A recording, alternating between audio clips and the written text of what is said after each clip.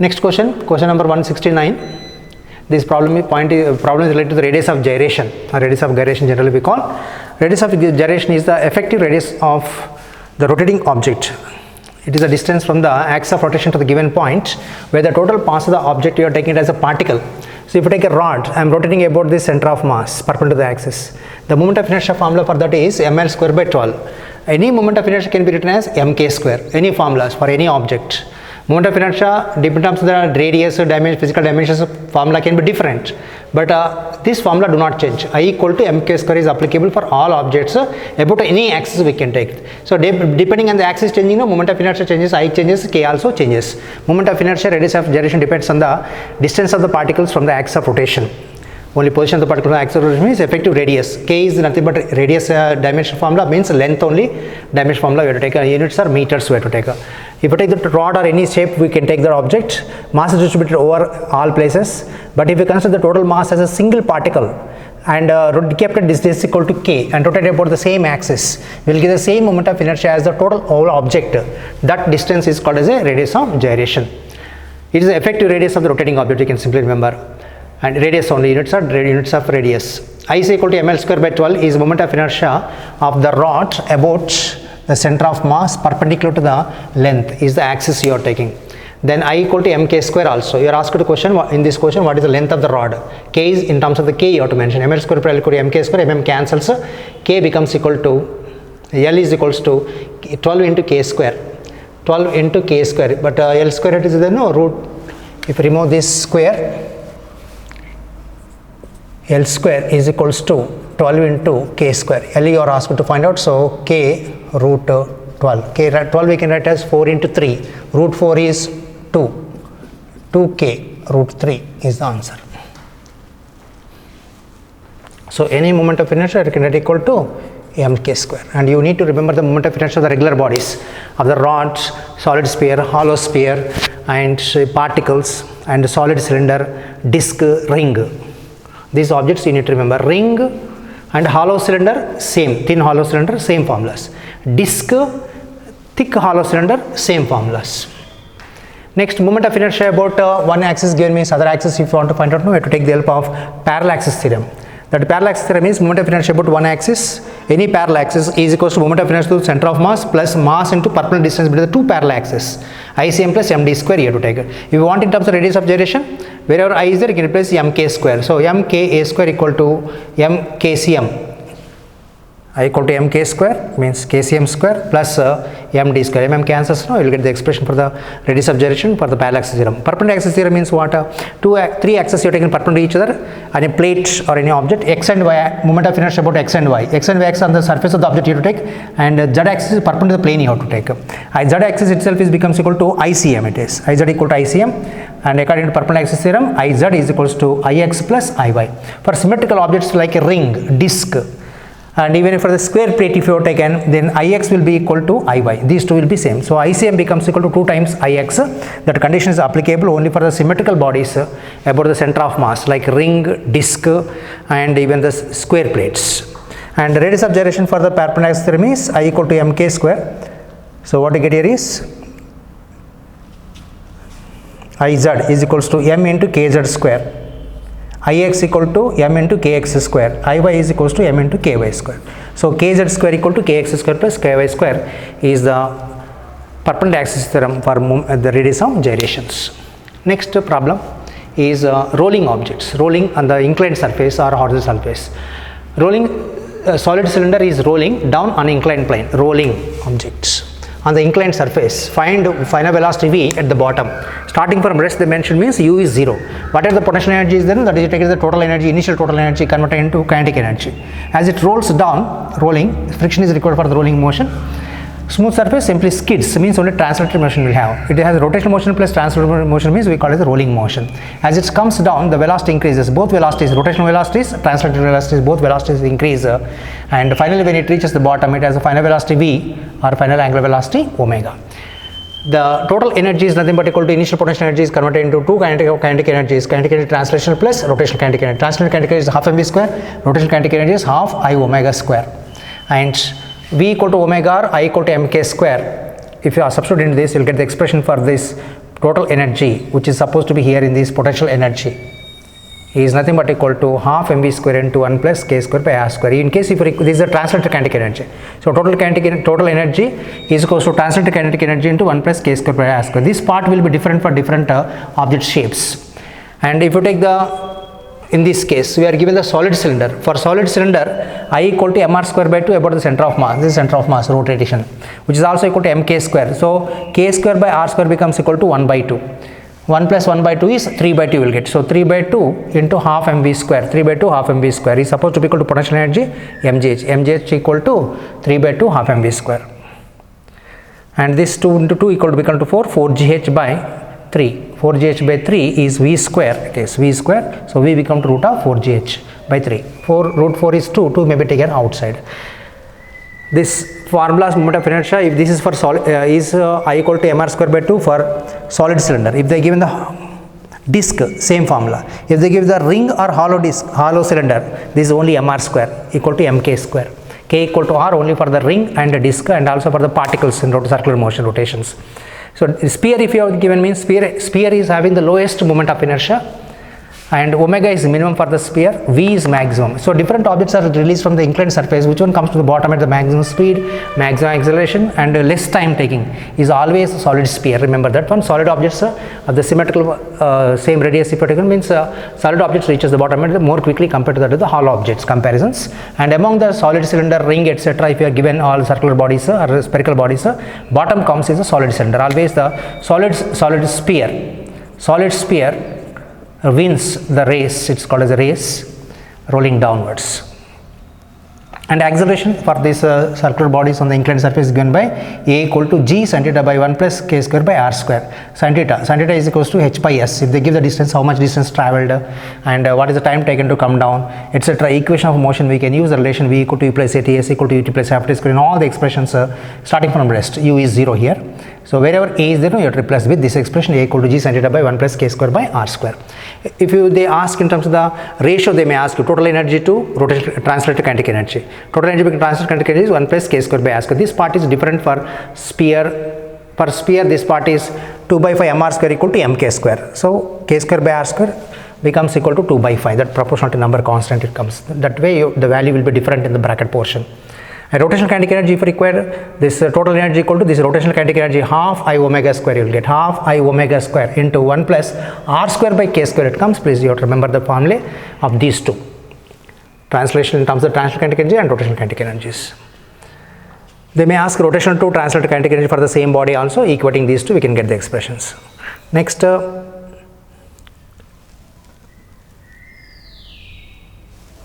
if there is no rotation, instead of the sphere, if you are given this disc, cube-like object and sliding downwards, such cases what you take is k equal to 1, no rolling. If there is no rolling, skidding only there, then k equal to 0 in the expression you have to take. This part becomes equal to 0. 0 plus 1 is 1. So a equal to g sin theta. Only you have to take for smooth bodies. Smooth body means no friction is there. Even the cylinder sphere is also no friction, no rolling, just skidding. No rolling, skidding means you have to take the expression. In the expression k equal to 0. Next question. This is not for the KSET. This is only for NEET and JEE purpose. Two discs of moment of inertia of I1 and I2, angular velocity omega 1 and omega 2 are in rotating. This omega 1 and omega 2 are in the same direction. They are spinning about the same axis through center of mass they mentioned, and with the same direction they are rotating. Okay, and what is when they are combined? They are combined means one kept over the other discs so that they combine to form a single disc like. Then what happens is moment of inertia scalars, total moment of inertia becomes equal to total moment of inertia I becomes equal to I1 plus I2. But omega will not be the same. That common omega you have to take for the combinations. And in this case omega 1, omega 2 same direction, you have to take that care. Opposite direction means minus comes, same direction means plus. But moment of inertia always plus only, like a scalar additions. Algebraic addition you take. This there is in this case there is no external torque acting combining with by themselves. It is just like in the gears, automobiles gears. In that case the disc will be combined one with the other. The angular momentum should be constant. L is equals to I omega is constant. There is no external torque. There is no external torque means L is equals to I omega is supposed to be constant. Therefore, L equal to I omega. That means I omega before is equals to I omega after. Before combining, the total moment of inertia is, so total angular momentum is I1 omega 1 plus I1 omega 2. That means L1 plus L2 is before. L1 is equals to I omega, I1 omega 1, L2 equal to I2 omega 2. This L1 total moment, angular moment, L1 omega 1. So this L1 plus L2 total angular momentum is equal to total momentum after angular momentum afterwards. But total angular momentum afterwards is becomes equal to I1 plus I2 into common omega. I1 plus I2 into omega final it becomes. So omega final is nothing but equal to angular velocity frequency omega is nothing but equal to this I1 omega 1 plus I2 omega 2 by I1 plus I2. Next final kinetic energy. You are asked this is the final angular velocity you have to found out. Final kinetic energy becomes equal to half kinetic energy, rotational kinetic energy formula is equal to half I omega square. Translated kinetic energy is half mv square. So half I omega square, but total I is nothing but equal to I1 plus I2 into final omega square you have to find out. Final omega is nothing but equal to this part whole square comes into I1 plus I2. But squaring this no one I1 plus I2 cancels in the denominator. The result is final kinetic energy. This final rotational kinetic energy is this part half into I1 omega 1 plus I2 omega square by I1 plus I2. The same question can be asked in opposite rotations. If omega 1 omega 2 opposite rotations, if opposite rotations are there, then this becomes equal to minus. Only numerator you have to take it as a minus. Then you have to take it as omega final is equals to I1 omega 1 minus I2 omega 2 by I1 plus I2. I1 plus I2 remains, but only L1 L2 minus you have to take. So this part becomes equal, numerator becomes equal to minus if the rotations of the two discs are in the opposite direction before combining. Next question is 293. This is important for the KSET also and NEET also, JEE also. But this and one more thing is this can be asked for the rings and also for the discs. Two rings same mass and radius are attached perpendicular to each other at the rim. Find the moment of inertia about the diameters of about the only one diameters. So if you take the ring, for the ring moment of inertia about the center of mass. Moment of inertia to center of mass is nothing but equal to ring moment of inertia perpendicular to the plane through center of mass is mr square. You can take the axis changing different directions. You can take that parallel axis theorem along the tangent. We can take two type of tangents are there for the ring. If a ring is like this, this is a moment of inertia through center of mass, and I can take like this. This is a tangent parallel to the axis through center of mass. Parallel axis that I want to take. I can take like this also tangent. This is also tangent. This is also tangent. This tangent is parallel to the diameter. This tangent is perpendicular to the diameter or parallel to the ICM. So this is the tangent I will take. What is tangent formula we have is along the tangent is equals to moment of tangent equal to parallel axis theorem. ICM plus m into perpendicular distance square. ID square it is. MD square it is. ICM is mr square. Mr square plus mr square is 2 mr square along this tangent. This tangent perpendicular to the plane we are taking like this. This is ICM. This is I tangent. I tangent equal to ICM plus total mass m into perpendicular distance is r only, r square it becomes. So 2 into mr square. Same question they will ask you, a ring is suspended. This is multiple times asked for the KSET. Ring is suspended to the nail like this and it is oscillating. What is the moment of inertia? Moment of inertia through parallel axis through ICM is mr square. Here is parallel axis is 2 mr square. I skipped that problem, you can go through that. This is a tangent. Next moment of inertia along the diameter. Moment of inertia with the diameter, I told you already parallel axis theorem for the symmetrical bodies like ring, disc and also square plate. Ix and Iy are equivalent. Then these are angle, all are perpendicular to each other. Ix equal to Iy, that is equal to along this Ix, Iy if you have taken I diameter, and this is a Iz, ICM. So Iz plus Ix plus Iy is nothing but equal to Iz. These two are equivalent. These two are equivalent means what happens is Iz becomes equal to 2 times Ix or Ix equal to Iz by 2. That means I diameter is always ICM by 2. I diameter equal to ICM by 2. I diameter equal to ICM by 2 means mr square by 2. If it is disc, ICM is mr square by 2. So I diameter becomes equal to mr square by 4 it becomes for the disc. This is for ring. Ring and hollow disc same. Hollow cylinder, ring and hollow cylinder and loop meaning same only. But solid cylinder, disc same. Next about the tangent perpendicular to the plane we got is 2 mr square. Now total, now they are sticked. One is like this horizontally. One ring is vertical, another ring is horizontal. Now we are rotating about any one diameter, like this diameter rotating. So this is rotating about the tangent. This is ICM, parallel to the ICM. That means you are getting about the tangent means this value. That plus this moment of inertia of the two are added now. So total moment of inertia is mr square by 2 tangent part plus mr square. This is a tangent part and this is through diameter.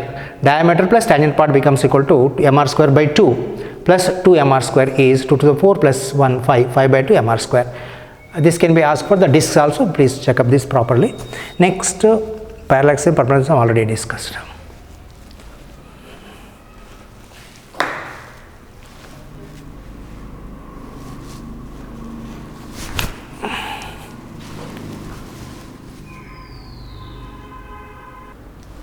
Next problem, students. Question number 356. Moment of inertia rod about the point at a distance L by 3 from one end and perpendicular to the rod is how much? You have to find out. Here rod of length L, total length is L, total mass is capital M or small m. What you take here in this problem, no problem.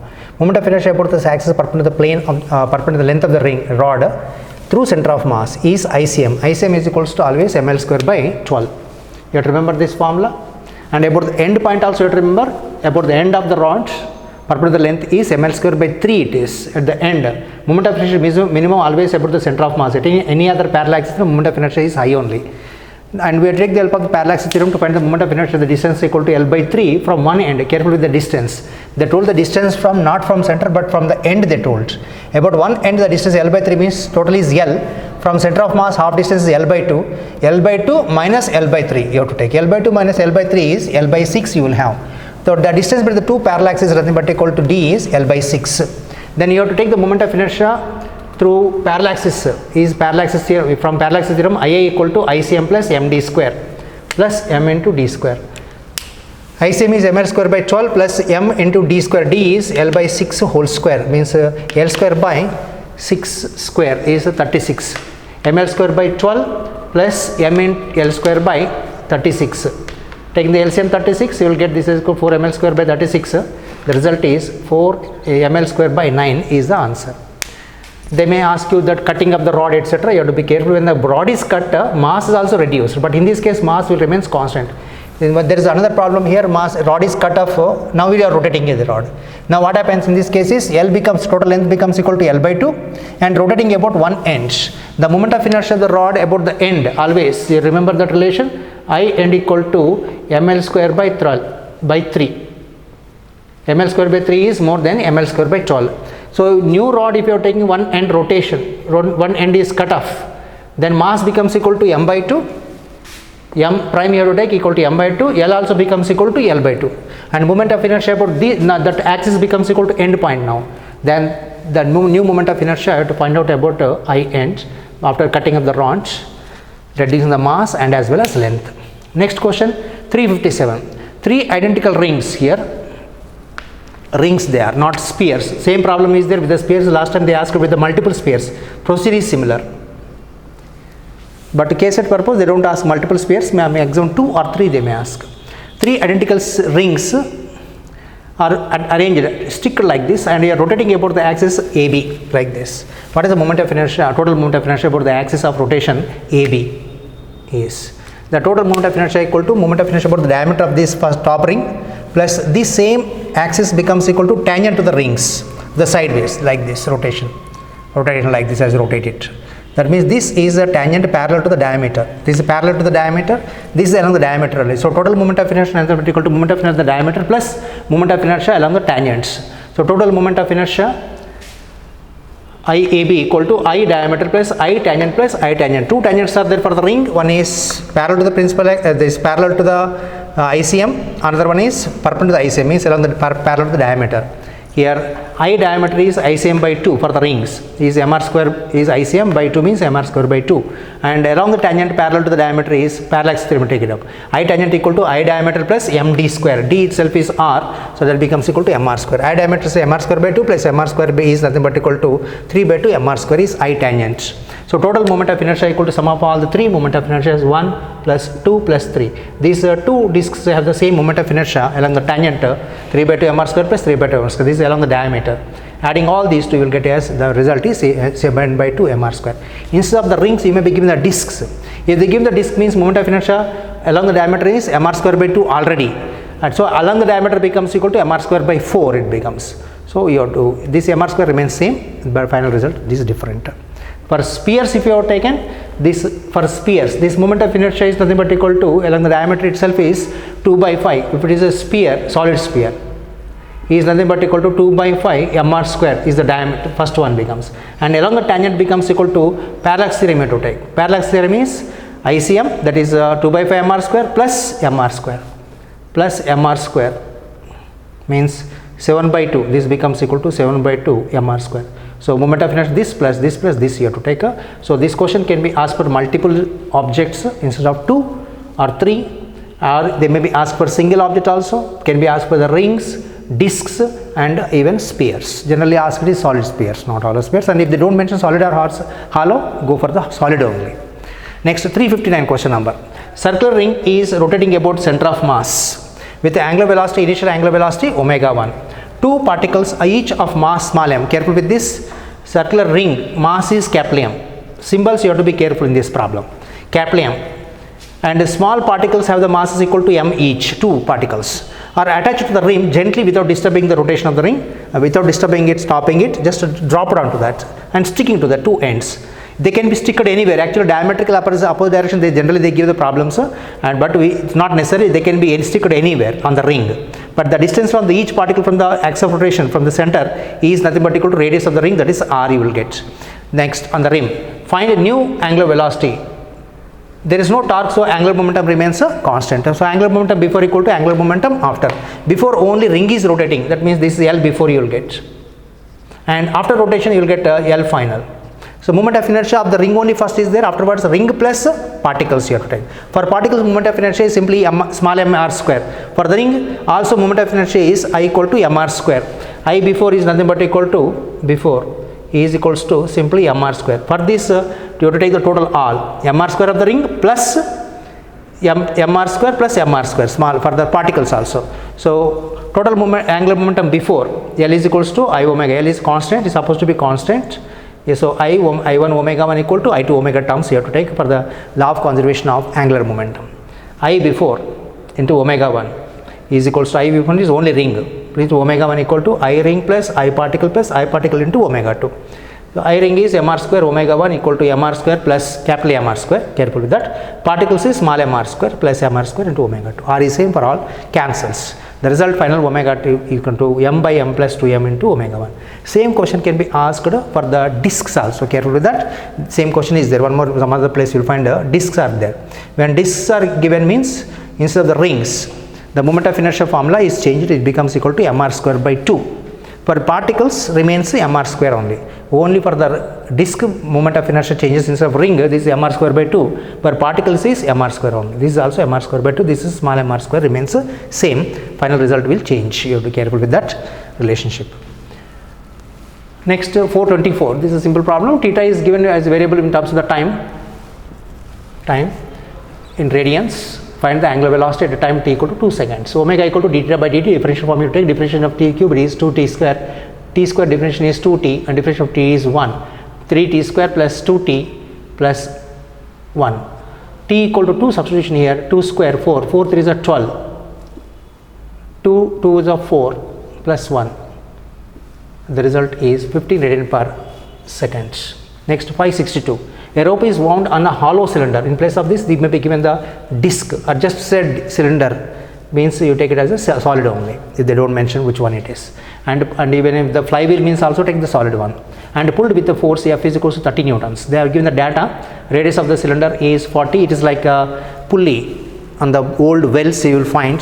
The rope is pulled with the other side bucket will be there. They are pulling it like this with the force F. A rope is taken over that and pulling it downwards, wound over this disc and pulling, here the support will be there. As you're pulling the rope downwards, sometimes you may be given the problem with the weight also, that we'll discuss later, and pulling the force downwards, and then what is the tangential acceleration of the rope, linear acceleration of the rope, or they may ask you, and the tip or rim of this disc, hollow cylinder, what is the acceleration, linear acceleration. They may ask even alpha also. The formula is torque equal to, we have that formula, two formulas, tau equal to I alpha, tau is also equal to RF sin theta. Sin theta, theta is 9 degrees here because the rope is perpendicular to the, along the tangent, perpendicular to the radius, theta is 9 degrees. So what I get is RF only, tau equal to I alpha is equals to RF, and Rm is A equal to alpha R, alpha becomes equal to A by R. Generally they will give A, this is not related to the centripetal acceleration please, it is the tangential acceleration due to the change in the direction, magnitude of the velocities. In the case of uniform circular motion, if they give me, this all accelerations will be 0. Centripetal acceleration will be there always, that is related to the change in direction of the velocities. I equal to mr square, for the hollow cylinder I equal to mr square, so I equal to mr square. Alpha is equals to A by R and it is equals to RF. So RR cancel, this also R cancels, the result AT equal to F by M. F is given as a 30 newtons, F is 30 newtons and mass is 3 kg, 30 by 3 is 10 meter per second square is the tangential acceleration or linear acceleration of the rope. This topic is very big one and many problems are in this. Please go through the hints and some more problems I will discuss in the next class.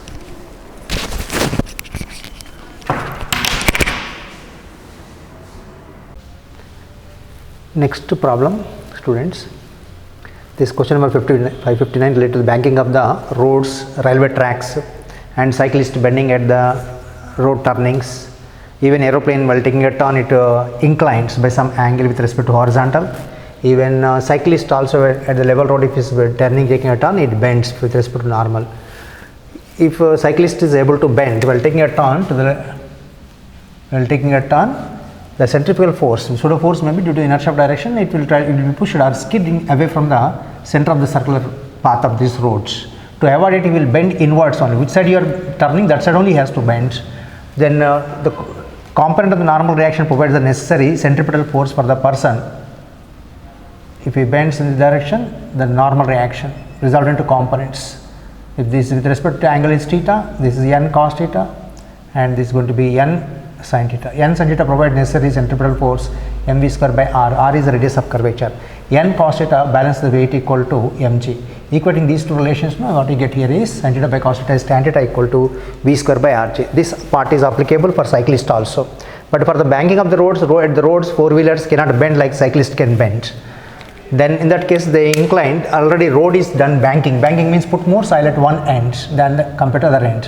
Which side is put more soil is outward. If the person is taking a turn to the left side, right side road part should be at more height than the left side.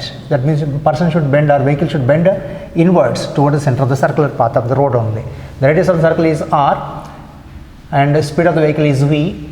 Safe speed, generally the speed is fixed at the places because the radius of curvature is fixed. It independent of the mass of the vehicles. Tan theta equal to v square by rg. We didn't consider in this expression the coefficient of frictions. Without considering the friction, this formula we are taking. Tan theta equal to v square by rg. The small angle theta if you have taken, this is also equal to h by d we can take. Sin theta is approximately equal to tan theta. Is also equal to theta is equals to h by d. D is the width of the roads. Railway tracks if you have taken, this d is the distance with the two tracks we can take. If it is a broad gauge, the distance with the two tracks is 1.5 meters. In this question, the turning radius is 1000 meters and the speed of the vehicle is 36 km per hour. Maximum speed for the safe turning converted into meter per second into 5 by 18 gives 10 meter per second and width of the track is 1.5 meters. Elevation means that the height lifted other side is how much they asked. Theta is the angle of banking and this formula is applicable even for the aeroplanes while taking a turn and even birds while taking a turn, they bend. They lift the outer wing compared to that of the inner wing. There also you take the same conditions, angle of banking, this formula, up to this formula is same. Theta is with respect to vertical place for the vehicles. Tan theta equal to v square by rg, your asked is h. So h is equals to v square d by rg. Substitute the values, v is 10 into 10 100, d is 1.5, r is 1 kilometer, 1000 meters into G is 9.8, result is 1.5 and 98. This is the previous asked question for IEEE. They gave the options in terms of this ratio only. Next, 572 question. Thin rod of mass M, length L is bent at the middle as in figure. The moment of inertia about this point is, for the rod, if you take any rod of length L, moment of mass is M, the moment of inertia about the center of mass, at center of the rod, if you rotate like this, axis perpendicular to the plane of the length of the rod is ICM equal to ml square by 12. But if you take this same rod and rotate about the end, you have to take the help of the parallax theorem. The distance between the two parallax is nothing but equal to L by 2. So you will get the I end of the rod is nothing but equal to ml square by 3. You have to remember these two equations for the formulas for the moment of inertia of the rods. About the center of mass ml square by 12, about the end point is ml square by 3. But in case if the rod is rotated by tying the string like this, don't take length into consideration. If it is rotated like this about this axis, okay, if it is rotated in this position, you take it as a mass, single particle mass, ml square only, m into r square only you have to take. But here we are rotating about this axis like this, or about this axis. About this axis rotation is ml square by 12 like this or like this. But a parallel axis, if you take this rotation, then it is going to be ml square by 3. But now in this question the rod is bent at the midpoint, so that one length is L by 2, half length, other part is also L by 2, mass also becomes equal to m by 2, m by 2. About the end point, any rod, what is the moment of inertia formula we have is equals to is ml square by 3. So m prime L prime square or L1 L square by 3, this is for each rod. Mass is m by 2, L is L by 2, substitution will give the result as ml square by 2 into 12. Total moment of inertia of the rod. Moment of inertia is you have to add like a scalars, moment of inertia of this part plus moment of inertia of this part. He will give 2 times I1, which is equals to 2 into m by 2 ml square by 12, which is equals to 2 cancels, ml square by 12 only remains. It means like a single rod. About the center it becomes, but they are rotating, that is similar to that same rod rotated like this and you are bending it, result is same. It means so you don't have to work out that, please remember that relation. Next, 606, this is for only JEE problem, not for NEET, not for KSET. Circular portion of the diameter R is cut from the disk of mass M. Here diameter of R means radius will be R by 2, cut from the disk, very big disk, a uniform disk, actually it is uniform thickness of mass M and radius R. Bigger disk, radius is capital R, mass is capital M. From that smaller portion of the disk is cut up, they gave the diagram, and diameter of this smaller disk is nothing but equal to, diameter is capital R. That means its radius becomes equal to small r is R by 2. Let us think that a smaller portion, small disk portion is nothing but having a mass equal to small m, radius equal to small r equal to R by 2. So big disk is the, we are asked to find out what is the moment of inertia of the disk after removing this small portion out. The remaining part, only this part will be remaining. So with the whole, what is the moment of inertia of the disk we have to find out. We have to imagine that the total disk moment of inertia is nothing but equal to moment of inertia with whole, without small disk, plus moment of inertia the small disk you have to take. Moment of inertia small disk plus moment of inertia with this whole is nothing but equal to moment of inertia the bigger disk. So moment of inertia of the bigger disk equals to mr square by 2. So big disk total moment of inertia equal to with whole plus removed portion. And what is a small portion we are removing it? Surface areal density. So you can take, areal density is nothing but equal to mass by area. We can take uniform thickness, compulsory uniform thickness condition only we have to take this. Sigma is equals to mass by area. That bigger disk area is pi r square, circular disk, and small disk area is m by area is pi r small r square. But small r is nothing but equal to R by 2. You have to find out the mass you are removing in terms of the bigger mass. Small m is equals to R square by R square you will get. Small m is equals to R square by R square. That means m by R square into small r square. Small r is R by 2 means R square by 4. The result becomes equal to r cancels, no, m by 4. The mass you are removing is nothing but equal to 1/4 of the total mass you are removing. This is for the smaller part portion. And moment of inertia of the disk, smaller disk, what is the moment of inertia? Smaller disk is, smaller disk moment of inertia is mr square by small m, letters small m, small r, mr square by 2. For the bigger disk, capital M, capital R, mr square by 2. So this is mr square by 2, this is also mr square by 2, but when you are taking this bigger disk about the center O, bigger disk you are taking, the moment of inertia of bigger disk with hole plus moment of inertia of the smaller disk. Smaller disk, which one you are rotating, you have to think is, the whole thing is rotated means the smaller disk you are taking the moment of inertia through its center of mass. That means it is also rotated like this, you have to imagine. About the center of mass is mr square by 2, small mr square by 2.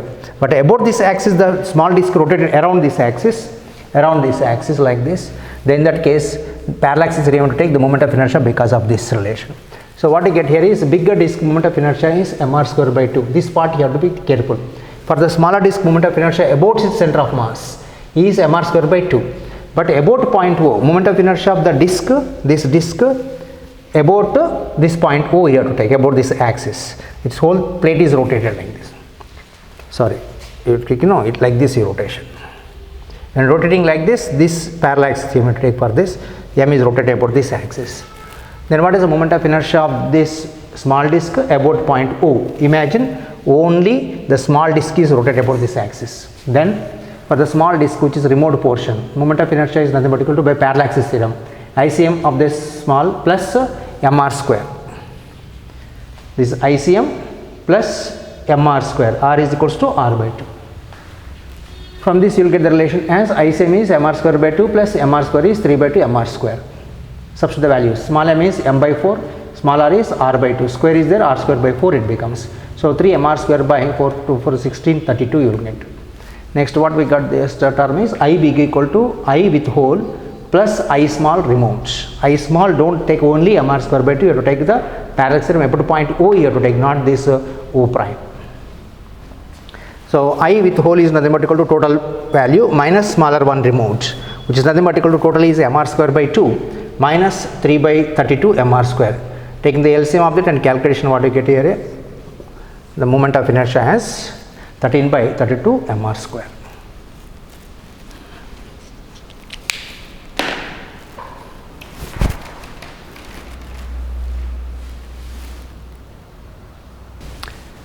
Next points for this rotational motion is the vertical circular motion. In the vertical circular motion, object has to move up and down. Horizontal circular motion parallel to the ground, vertical circular motion perpendicular to the plane of the ground we have to take.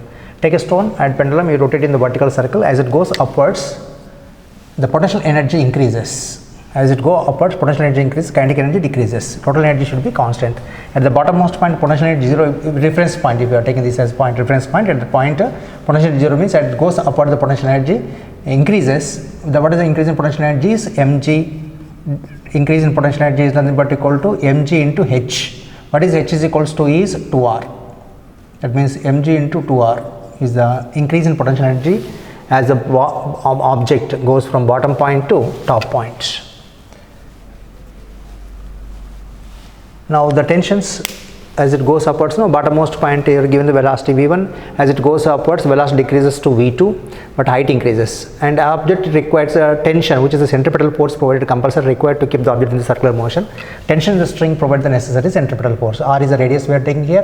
When the bottom object is at the bottommost point, the tension in the string has to balance both weight mg and also centrifugal force, which is nothing but pseudo force actually, is equals to mv1 square by r. v1 is at the bottom we are taking, this is the bottommost point and this is the top point.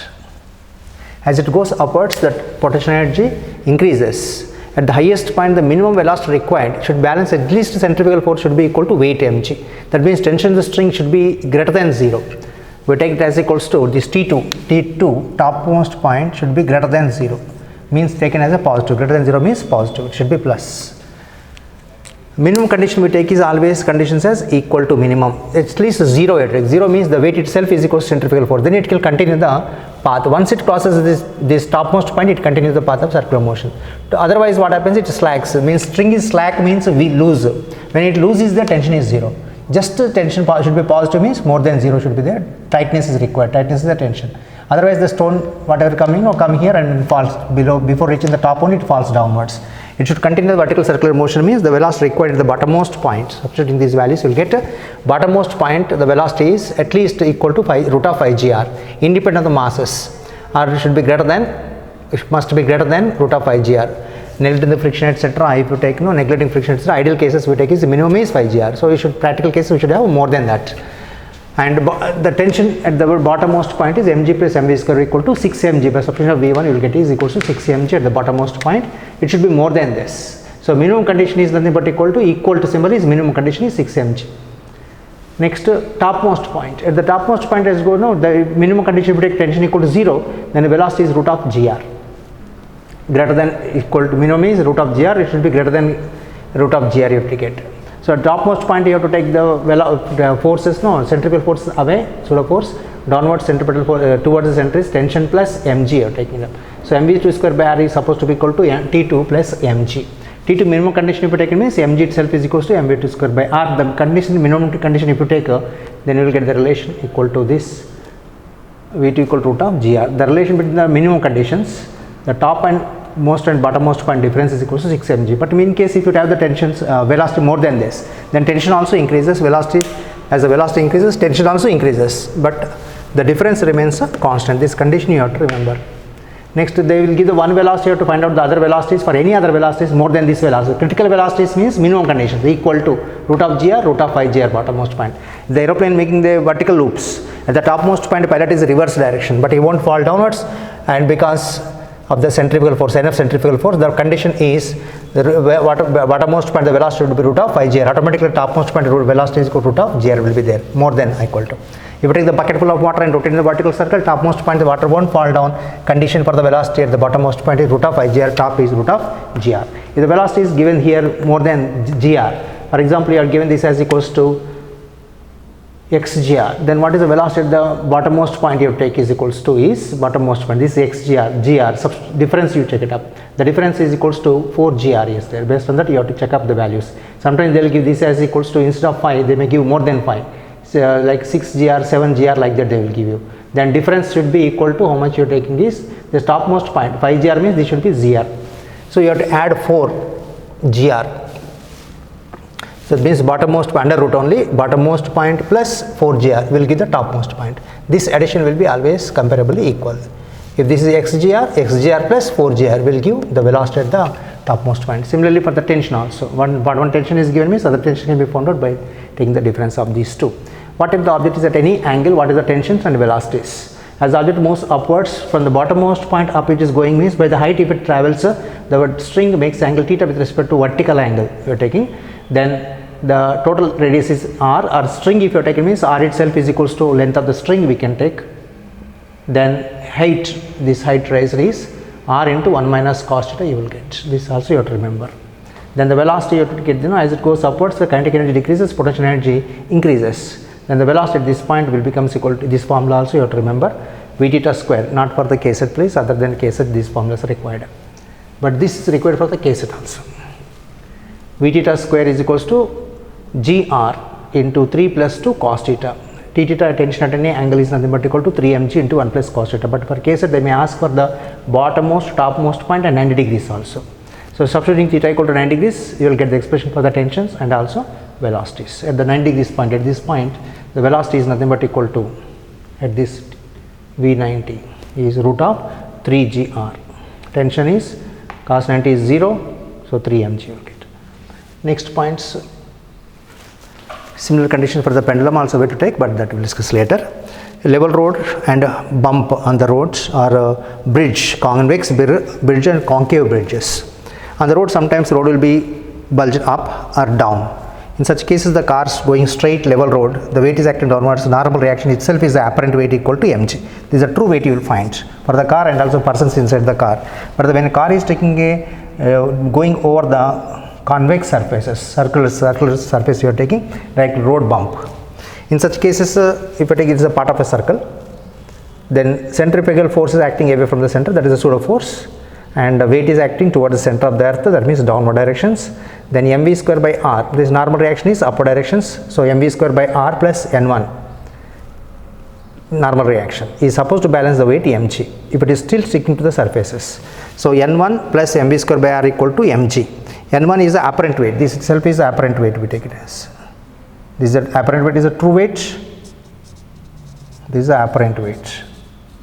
Apparent weight equal to mg minus mv square by r. That means the speed increases, then the resultant weight goes on decreasing. This is the true weight minus the apparent weight, minus mv square by r. the apparent weight will decrease. At a particular point when mv square by r becomes equal to mg, equal to the person's weight or car weight, no, then apparent weight is 0. Apparent weight is 0 means the car will not be sticking to the surface, it will jump out of the surface, it will go out of the block and out of this curved surface. Then in that case normal reaction is 0. So if you want to still stick to the surface only, then at least the minimum condition is n1 should be equal to greater than 0. You have to take the mg equal to mv square by r. So v equal to root of gr you will get. Next, the apparent weight is nothing but equal to mg minus mv square by r. So again similar curve, if you have taken downwards with the same radius comparison purpose, we are taking the same velocities, same radius. Then n2 is the apparent weight. Apparent weight is acting downwards mg. Now centrifugal force is acting away from the center equal to mv square by r, previously reducing the weight but here adding to the weight. So normal reaction is acting upward directions, normal to surface, the reaction is down, reaction force is upwards, that is n2 equal to upward force equal to mg plus mv square by 2, that is downward force. If we add these two, n1 plus n2, if we add this is n1 plus n2, if you add mv square by r cancel. So what you get is mg plus mg is 2mg, you will get 2mg, this will be 2mg. 2mg by 2 is nothing but equal to mg. That means true weight, if you want to get take the average of these two apparent weights. Next, road hump, already I discussed just now. The car has to stick to the surface, curved surface upward directions, then velocity at the topmost point should be greater than equal to root of gr. The apparent weight is mg minus mv square by r. When apparent weight is 0, the vehicle or object on the surface will leave the surfaces. Then velocity v is equals to root of gr will get, minimum condition is equal to, practical required is more than gr, so that the vehicle stick to the surfaces, goes along the surface for this condition. Otherwise along the tangent it jumps out of the surface. Next is similar problems for the pendulums. Pendulum will be oscillating to and fro. For small angles SHM, if not small angles it is trying to move in a circular path, however it is trying to move like this. Is extreme point, this is a mean point, here also extreme point will be there. By the height, when you are taken to the side, it rises to the height of h. So h is nothing but equal to, this height rise is nothing but equal to length of the pendulum L into 1 minus cos theta you will get. L itself is the radius we can consider, L itself is radius.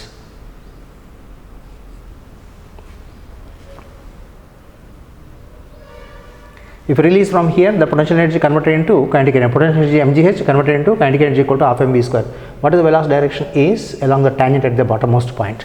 At the extreme point it has a potential energy, maximum, where kinetic energy 0.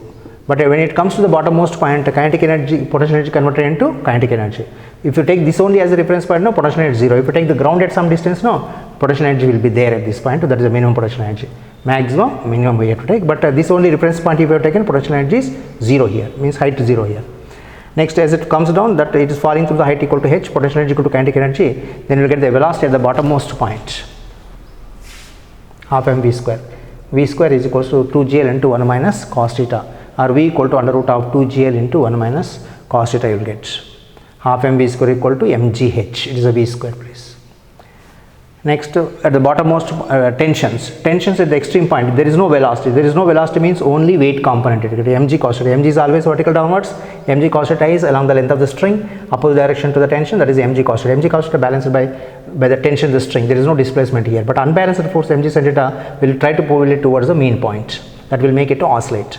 So this tension T1 is equal to mg cos theta extreme points. At the bottommost point, what you get here is, at the bottommost point, tension T2 is equals to the weight mg plus centrifugal force, that is nothing but equal to mv square by r. Putting the values you will get is the value T2 equal to, at the bottommost point, this is the bottom, this is velocities at the bottom, this is the top, this is again bottom. At the bottom the tension is in terms of the theta, in general formula mg into 3 minus 2 cos theta. So if the theta is given, you can find out the tensions. If you don't remember the formula, you need to calculate by taking the potential energy into kinetic energy, but you must remember this h equal to L into 1 minus cos theta equal to half mv square. You can calculate the velocities and as well as tensions.